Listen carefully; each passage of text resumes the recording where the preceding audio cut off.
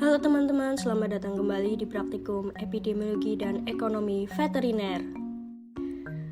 Pada kesempatan kali ini, kita akan memasuki acara 3, yaitu mengenai sampel dan teknik sampling. Yuk, kita langsung masuk ke materinya.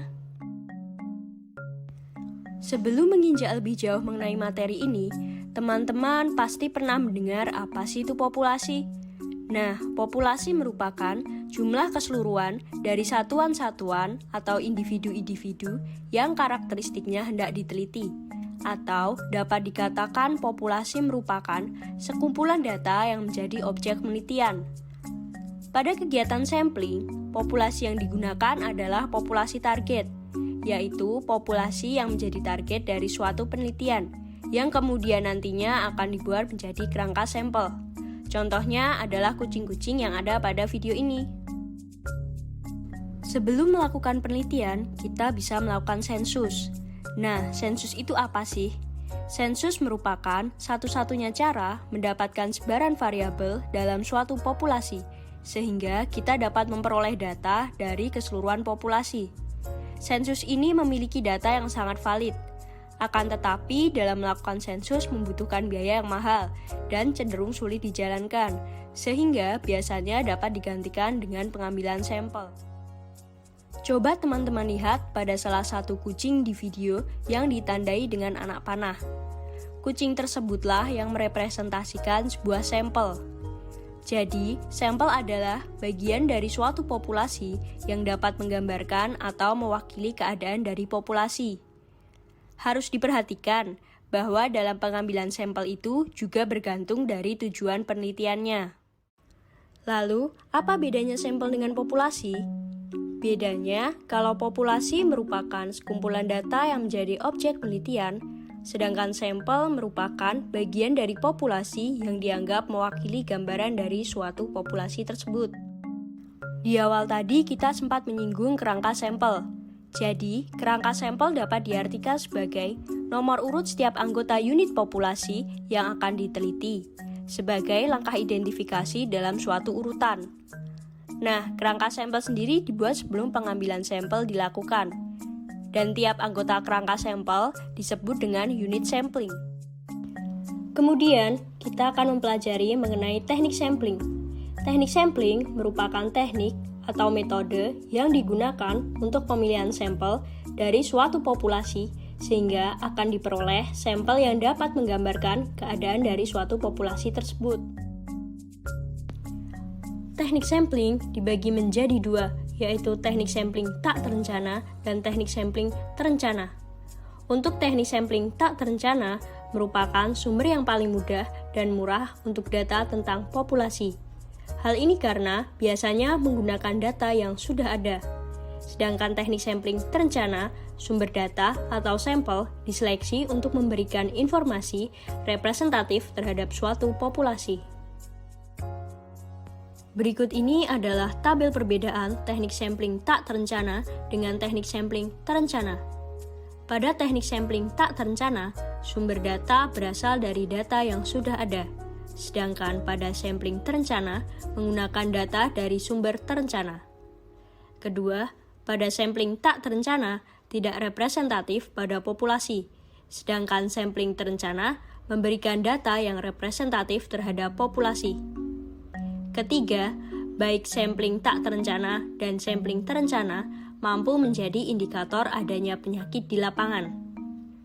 Akan tetapi, pada sampling tak terencana, kita tidak mendapat hasil nyata dan kurang mendapat informasi yang diperlukan, serta tidak dapat digunakan untuk mengukur aras penyakit. Sedangkan pada sampling terencana, kita akan mendapatkan hasil nyata dan informasi yang diperlukan, serta dapat mengukur aras penyakit. Pada teknik sampling terencana dibagi menjadi dua, yaitu non-probabilitas atau non-rambang dan probabilitas atau rambang. Sampling non-probabilitas dibagi menjadi tiga, yaitu judgment sampling, purposive sampling, dan convenience sampling. Lalu, apa sih yang membedakan ketiganya? Untuk judgment sampling sendiri, sampel dipilih berdasarkan kriteria tertentu sesuai dengan keinginan peneliti. Sementara itu, Untuk purposive sampling, sampel dipilih berdasarkan pendedahan yang telah diketahui berdasarkan status penyakit. Misalnya, kelompok terdedah dan tidak terdedah. Serta untuk convenience sampling, biasanya dilakukan karena sampel mudah didapatkan. Selanjutnya, pada sampling probabilitas dibagi menjadi 5, yaitu sampling acak sederhana atau simple random sampling, sampling acak sistematis, sampling tahapan ganda, sampling cluster, dan sampling stratifikasi. Selanjutnya, kita akan mulai membahas macam-macam teknik sampling probabilitas yang telah disebutkan sebelumnya. Yang pertama, yaitu sampling acak sederhana atau simple random sampling, di mana unit sampel dipilih dengan cara mengambil individu secara acak sesuai jumlah sampel yang dibutuhkan. Pada teknik sampling ini, pengambilan sampel dapat dilakukan dengan menggunakan generator angka acak atau randomizer. Teman-teman dapat menggunakan kalkulator saintifik ataupun melalui alternatif randomizer yang tersedia di website online. Kelebihan dari teknik sampling acak sederhana diantaranya mudah dikerjakan karena langkahnya yang cukup sederhana dan nilai galatnya yang rendah. Namun, teknik ini memerlukan waktu yang lama untuk menemukan sampel dalam populasi besar serta kerangka sampel sulit diperoleh. Yang kedua ialah sampling acak sistematis. Penggunaan teknik ini kurang lebih sama dengan sampling acak sederhana, namun saat pengambilan sampel didasarkan pada interval. Cara mencari interval atau K kecil itu sendiri, yakni dengan rumus jumlah populasi atau N besar dibagi jumlah sampel atau N kecil. Teknik sampling ini memiliki kelebihan, diantaranya unit sampling tersebar merata karena pada pengambilan sampel didasarkan pada interval yang ditentukan, dan praktis untuk digunakan dalam memperoleh sampel yang representatif. Namun, untuk kekurangannya, teknik ini sulit dilakukan untuk populasi yang besar. Selanjutnya, yaitu teknik sampling tahapan ganda, di mana seleksi unit sampling dilakukan melalui beberapa tahap yang dikombinasikan dengan teknik sampling lainnya. Misalnya, teknik sampling acak sederhana dikombinasikan dengan teknik sampling acak sistematis. Teknik sampling yang digunakan pada setiap tahapan boleh berbeda-beda. Kelebihan dari sampling tahapan ganda ialah kerangka sampel unit kajian mudah diperoleh karena jumlah anggotanya sedikit atau kecil. Sedangkan untuk kekurangannya yaitu analisis sampel lebih rumit dan galatnya besar. Yang keempat adalah sampling cluster. Teknik sampling ini merupakan sampling menurut kelompok, daerah, atau kelompok subjek yang secara alami berkumpul bersama tanpa adanya tingkatan atau strata tertentu. Contohnya, teman-teman dapat melihat pada gambar berikut ini. Kelompok subjek terbagi dua, yakni masyarakat di daerah pedesaan pada gambar nomor 1 dan perkotaan pada gambar nomor 2. Begitu juga pada gambar ini.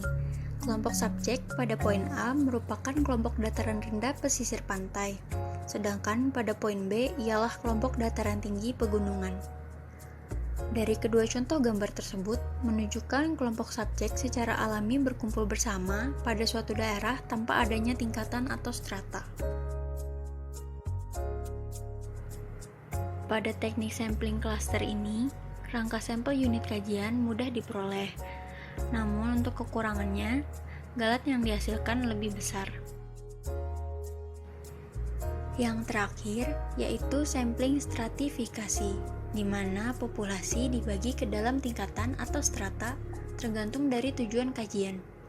Perbedaannya dengan sampling cluster, yaitu adanya tingkatan pada pengelompokan dalam teknik stratifikasi ini. Untuk kelebihannya yaitu sampel cukup menggambarkan semua strata maupun populasi serta galatnya kecil. Namun, teknik sampling yang digunakan pada tiap strata atau tingkatan harus sama.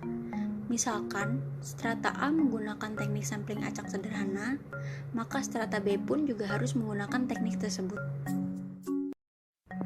Nah, bagaimana teman-teman? Cukup mudah dipahami bukan? Setelah mempelajari macam-macam teknik sampling, selanjutnya kita akan mulai membahas dan mempelajari rumus-rumus menentukan besaran sampel. Yuk kita mulai.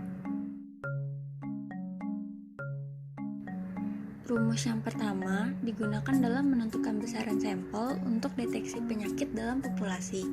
Untuk mencarinya, teman-teman dapat menggunakan rumus yang tertera berikut ini, di mana N kecil adalah besaran sampel, N besar ialah besaran populasi, D besar yaitu jumlah hewan sakit atau P kali N, dan alfa adalah tingkat konfidensi dengan nilai 95% atau 99%. Untuk dapat lebih memahami penggunaannya, teman-teman dapat mencoba mengerjakan contoh soal untuk rumus pertama tadi pada kasus berikut ini. Di sebuah kolam dengan populasi sebanyak 1.700 ekor ikan, dahulunya pernah terserang Aeromonas sp. Setelah dilakukan penanggulangan melalui kegiatan-kegiatan pengobatan, pengosongan kolam, serta disinfeksi massal, pemilik ingin mengetahui apakah anakan ikan ternakannya telah bebas dari temuan tersebut. Dari pengalaman menunjukkan bahwa jika Aeromonas sp masih berkecamuk di kolam pembesaran, maka sekurang-kurangnya 3% dari populasi anakan masih mengidap Aeromonas sp. Berapa banyak sampel yang seharusnya diambil agar tingkat konfidensi 95%?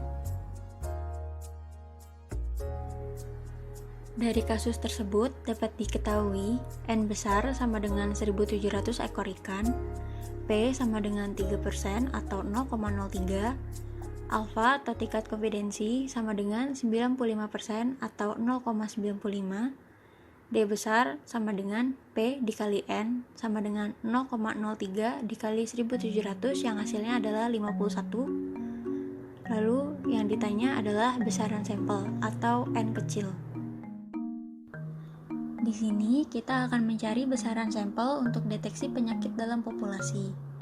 Maka kita masukkan angka-angka yang telah diketahui tadi pada rumus N kecil sama dengan 1 dikurang 1 kurang alfa pangkat 1 per D dikali N kurang D kurang 1 dibagi 2 sama dengan 1 dikurang 1 kurang 0,95 dipangkat 1 per 51 dikali 1.700 dikurang 51 kurang 1 dibagi 2. Nah, teman-teman dapat menghitung sendiri untuk mencari hasilnya di kalkulator masing-masing.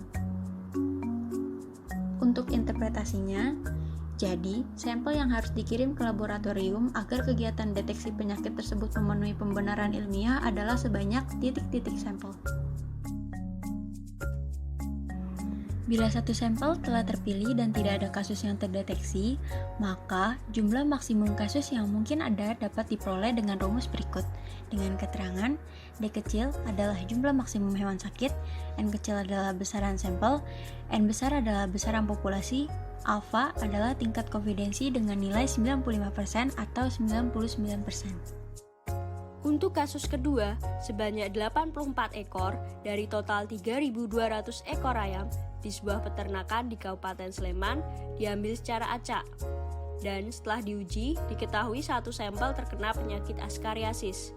Berapa dugaan jumlah maksimum ayam yang terkena askariasis di peternakan tersebut? Dengan tingkat konfidensi 95%.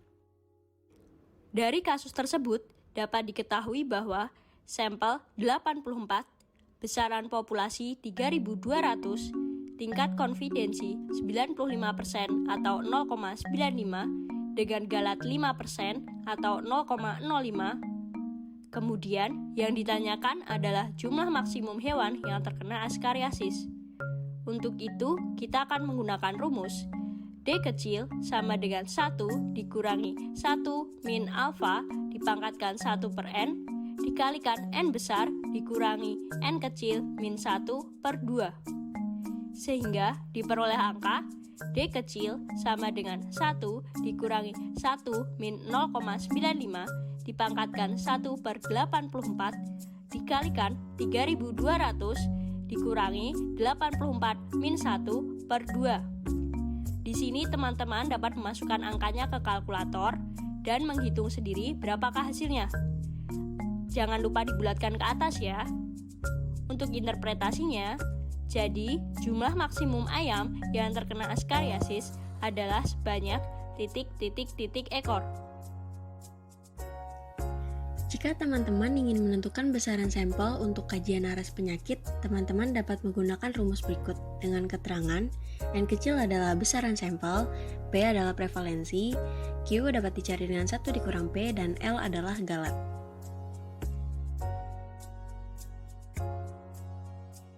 Untuk kasus ketiga, suatu daerah di Kabupaten Gunung Kidul akan melaksanakan proyek untuk meningkatkan tingkat kebuntingan sapi indukan sebanyak 4.750 ekor. Sebagai langkah awal dalam mengidentifikasi permasalahan, seorang petugas perlu mengetahui terlebih dahulu tingkat kebuntingan atau konsepsi sapi-sapi di daerah ini. Beberapa tahun yang lalu, tingkat kebuntingan kelompok sapi di wilayah tersebut sebesar 26%. Berapakah jumlah sapi indukan yang akan dimasukkan dalam kajian kebuntingan tersebut? Dari kasus tersebut, dapat diketahui bahwa besaran populasi 4.750, prevalensi 26% atau sama dengan 0,26. Q sama dengan 1 dikurangi prevalensi atau sama dengan 0,74. Dan galat 5% atau 0,05. Kemudian ditanyakan besaran sampel. Untuk itu, di sini kita akan menentukan besaran sampel untuk kajian konsepsi sapi. Oleh karena itu, kita akan menggunakan rumus N sama dengan 4 dikali P dikali Q per L kuadrat. Lalu kita masukkan angkanya, yaitu N sama dengan 4 dikali 0,26 dikali 0,74 dibagi 0,05 kuadrat. Di sini, teman-teman dapat masukkan angkanya ke kalkulator ya. Dicatat hasilnya, dan jangan lupa untuk dibulatkan ke atas. Interpretasinya, jadi jumlah sampel yang diperlukan adalah titik sampel. Selanjutnya, rumus menentukan besaran sampel untuk menyidik penyebab penyakit. Teman-teman dapat menghitung dengan rumus berikut dengan keterangan N kecil adalah besaran sampel, Z alpha merupakan harga Z galat tipe 1 dengan nilai 1,96 dan untuk galat tipe 1 adalah 5%. Z beta adalah harga Z galat tipe 2 dengan nilai minus 0,84. Untuk galat tipe 2 yaitu 20%. PE adalah perkiraan akibat untuk kelompok pertama sedangkan PO yaitu perkiraan akibat untuk kelompok kedua. IE dapat dicari dengan 1 dikurang PE. QO dapat dicari dengan 1 dikurang PO. P dapat dicari dengan PE ditambah PO dibagi 2, dan Q dapat dicari dengan 1 dikurang P. Untuk memahami penggunaannya, teman-teman dapat mencoba mengerjakan contoh soal untuk rumus tersebut pada kasus berikut ini. Di suatu kabupaten di Jawa Timur, telah terjadi kasus brusellosis. Petugas dari Dinas Peternakan dan Kesehatan Hewan melakukan penyidikan untuk mencari penyebab terjadinya brusellosis tersebut. Untuk melakukan surveillance, petugas tersebut membutuhkan sampel yang sesuai dengan pembenaran ilmiah. Jika asumsi prevalensi pada kelompok terdedah 17% dan pada kelompok tidak terdedah 7% dengan estimasi konfidensi kajian 95%, galat tipe 1 sama dengan 1,96 atau Z alpha sama dengan 5% dan galat tipe 2 sama dengan minus 0,84 atau Z beta sama dengan 20%. Berapakah sampel yang sesuai untuk kasus di atas? Dari soal tersebut dapat diketahui PE sama dengan 17% atau 0,17, PO sama dengan 7% atau 0,07, alfa atau tingkat konfidensi adalah 95%, Z alpha adalah 1,96, Z beta adalah minus 0,84, P dapat kita cari dengan PE ditambah PO bagi 2, maka 0,17 tambah 0,07 dibagi 2 hasilnya 0,12. Q dapat dicari dengan 1 dikurang P, maka 1 dikurang 0,12 hasilnya 0,88.